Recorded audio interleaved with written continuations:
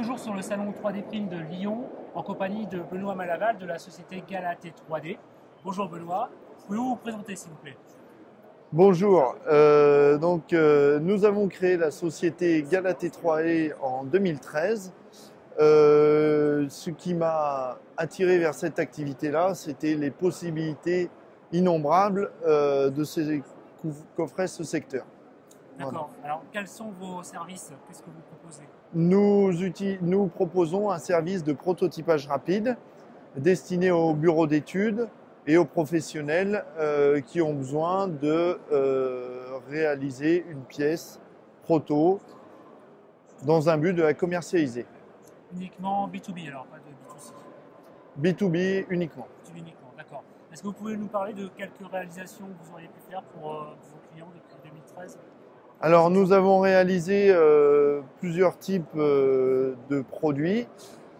Nous sommes capables de faire du transparent. Donc ici pour l'industrie du luxe, on est capable de réaliser des flacons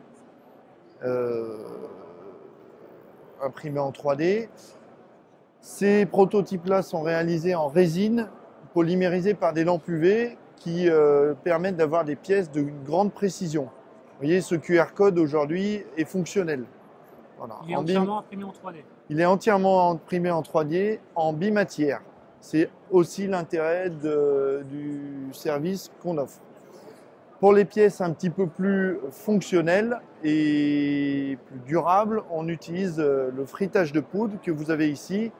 Vous avez des pièces qui peuvent aller jusqu'à 1 mètre et qui sont en polyamide, destinées éventuellement à des capots de machines, à des pièces vraiment fonctionnelles. Alors cette pièce-là, par exemple, à quel objectif? Démonstration sur le salon d'aujourd'hui. Mais par exemple, vous avez à côté, sur les pièces qu'on expose, des capots de clips qui se clipsent, qui sont vraiment fonctionnels pour l'industrie électronique. D'accord. Je vois qu'il y a également d'autres pièces. Voilà. Ici, vous avez des résines polymérisées en bimatière. Donc là, c'est purement prototype parce que ces pièces-là sont irréalisables dans d'autres technologies. Vous avez bimatière, vous avez ici de la matière souple, ici de la matière dure. À l'intérieur, vous avez une matière proche du polypropylène qui sort en une seule fois de la machine. D'accord. Et cette dernière pièce? Alors, c'est une pièce qui est en frittage de poudre polyamide chargée aluminium pour avoir une propriété mécanique un peu plus résistante que le polyamide. Alors, puisqu'on parle des différentes technologies, vous utilisez toutes les technologies existantes en impression 3D? Vous avez parlé de frittage de poudre. Alors, nous avons 3 machines, deux machines qui permettent de réaliser des pièces en résine et une machine qui permet de réaliser du frittage de poudre. Je pense que ces machines-là couvrent la plupart du marché du prototypage et du début de la fabrication additive. Pour la fabrication vraiment métallique, c'est quelque chose qu'on ne fait pas. C'est un métier à part entière. Voilà. Quels sont les secteurs d'activité qui font appel à vos services? Alors, on a beaucoup de bureaux d'études qui ont besoin de réaliser une pièce proto avant de la valider en injection, mais on a aussi d'autres acteurs très divers. Ici, on a des gens qui nous ont inspiré ça, qui font de la communication. Voilà.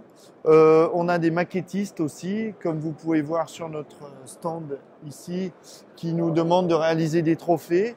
On fait des maquettes grandeur nature pour des lycées aussi, pour des musées. On a vraiment tout type de clients. D'accord. Et alors, en tant que professionnel de l'impression 3D, comment vous percevez l'évolution de cette technologie, notamment auprès des entreprises? Alors, j'avais l'impression, encore il y a peu de temps, que le prototypage rapide était connu et reconnu, Mais je me rends compte en discutant notamment sur le salon là avec des prospects que certaines entreprises font faire encore des prototypes injectés en Chine pour des petites pièces. Ça leur coûte un argent fou et c'est pas rapide du tout. En plus, ils n'ont pas beaucoup d'essais. Donc, pour moi, je pense que cette partie a encore de beaux jours devant elle. Et tout ce qui est parti plutôt sur la fabrication plus additive de matières plus durables, je pense que là aussi, il y a un avenir parce qu'on est capable de personnaliser des productions, d'adapter des pièces à certaines machines en petite série.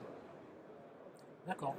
Bien, merci beaucoup Benoît pour cette interview. Merci beaucoup. Et puis bonne continuation.